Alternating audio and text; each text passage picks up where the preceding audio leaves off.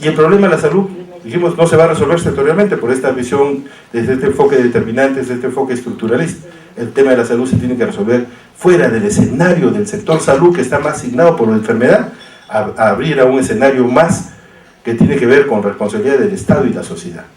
Entonces dijimos, esto no es un problema de ministros de salud, de directores regionales de salud, de gerentes de salud, de jefes de puestos de salud, de profesionales de la salud, de médicos, de enfermeras, de obstetras. Este es un problema que tiene que ser encarado por la sociedad y el Estado.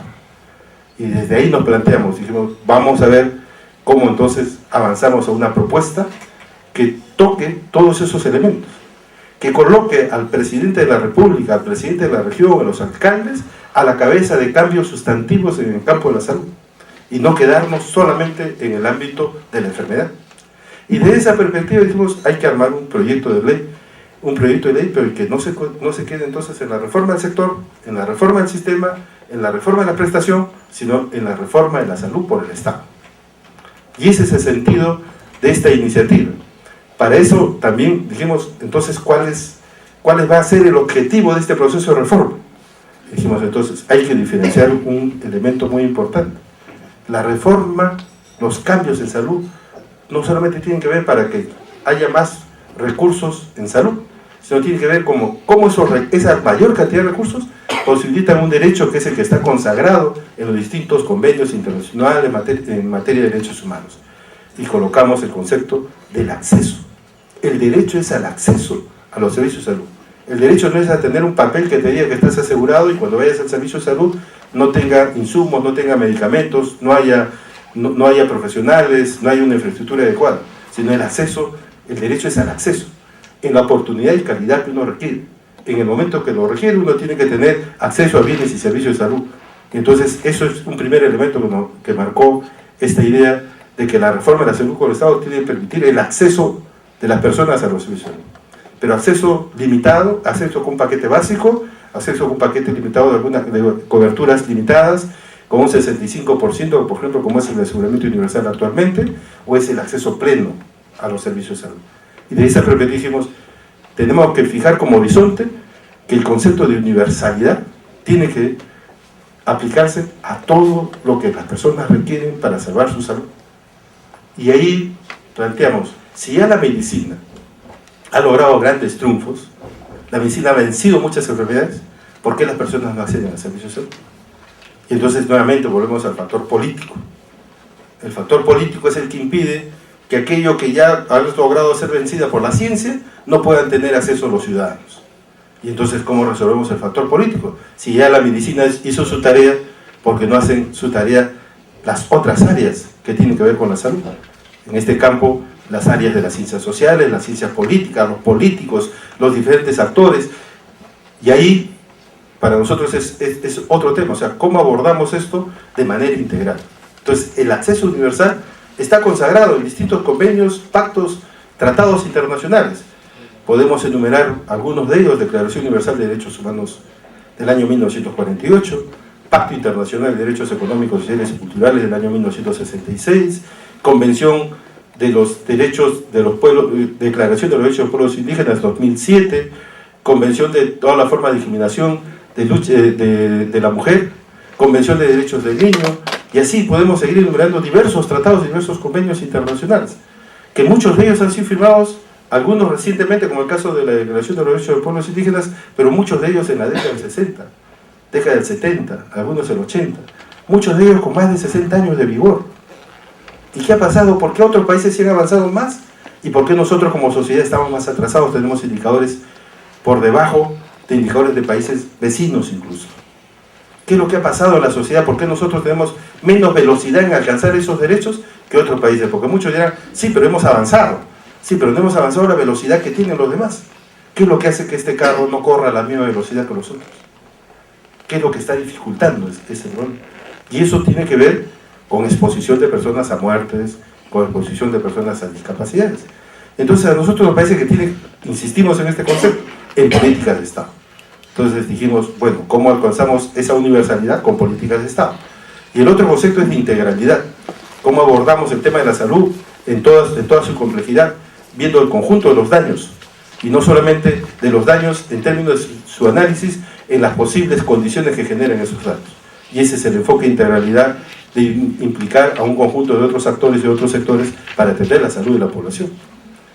Y el otro concepto es el de dignidad, el trato digno a la persona, el respeto pleno a las personas en todas sus condiciones, sin ningún tipo de discriminación.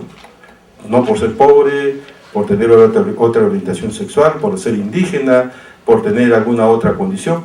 Todas las personas merecemos el mismo respeto. La dignidad es un valor que no se puede afectar. Entonces, a partir de esto, dijimos, entonces, hagamos un proyecto de reforma que nos permita una reforma del Estado para una garantía del acceso universal, integral y con dignidad a la salud. Y ese es el sentido de este proyecto de ley.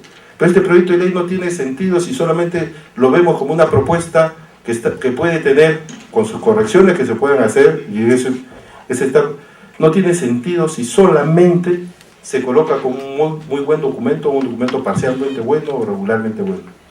Finalmente es un documento que puede llegar al Congreso de la República. Podríamos hacer una incidencia política, hablar con 4 o 5 congresistas y presentarlo como proyecto de ley al Congreso de la República. Podemos hacer que se dictamine en la Comisión de Salud e incluso de repente lograr hasta que se apruebe, como muchas leyes que se han aprobado en el Perú. Entonces esas leyes pueden ser encarpetadas simplemente, están ahí y terminan en el desuso. Entonces, más que el contenido del proyecto de ley, más que el proceso mismo que puede significar la ley en su itinerario en el Congreso, a nosotros nos interesa lograr que los ciudadanos planteen en su mente el tema de la demanda por el derecho a la salud.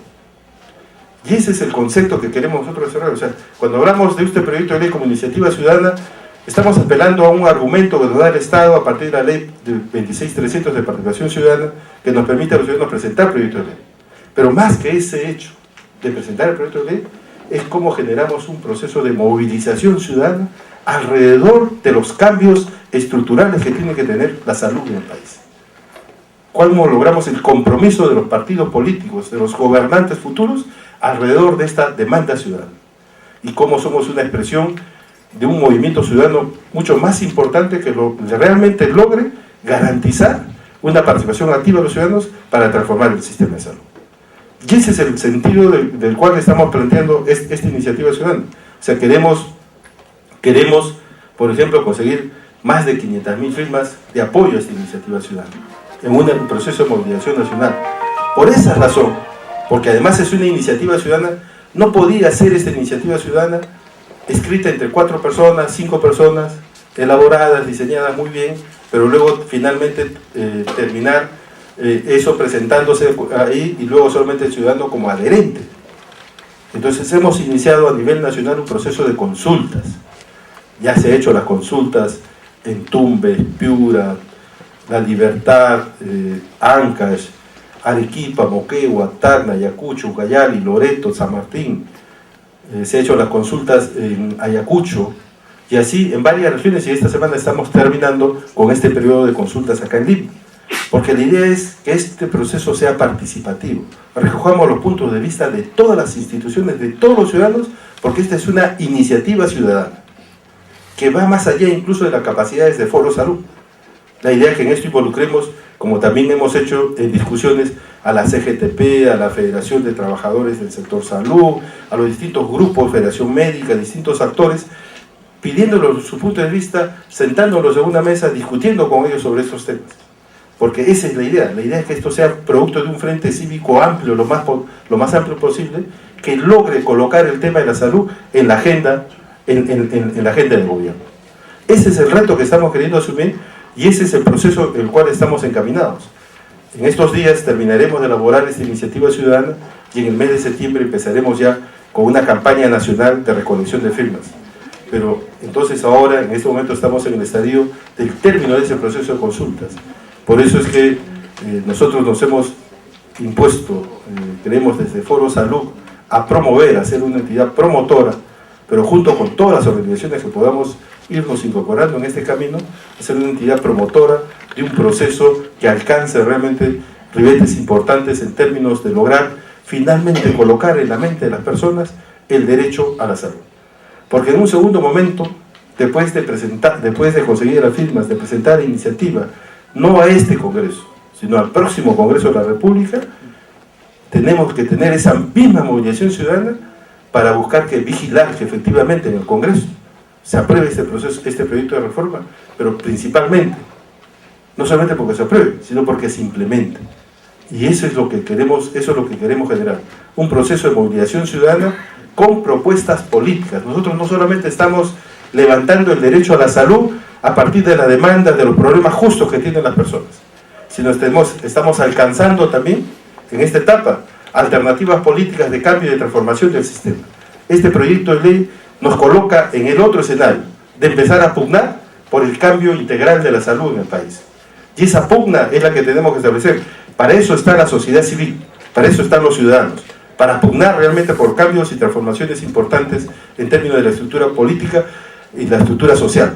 Porque una reforma de la salud tiene que también reformar el propio Estado, tiene que reformar las lógicas de inversión y las lógicas en las cuales se distribuyen los recursos. Los recursos tienen que estar distribuidos fundamentalmente para atender las necesidades de las personas, para atender el derecho de las personas y no simplemente para atender los intereses y las grandes ganancias en el país.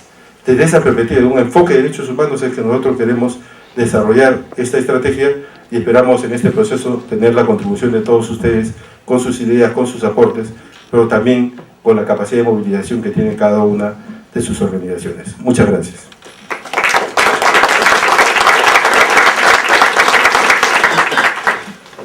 Le damos las gracias a Mario Ríos por habernos brindado esta presentación del contexto en el cual se desarrolla la campaña.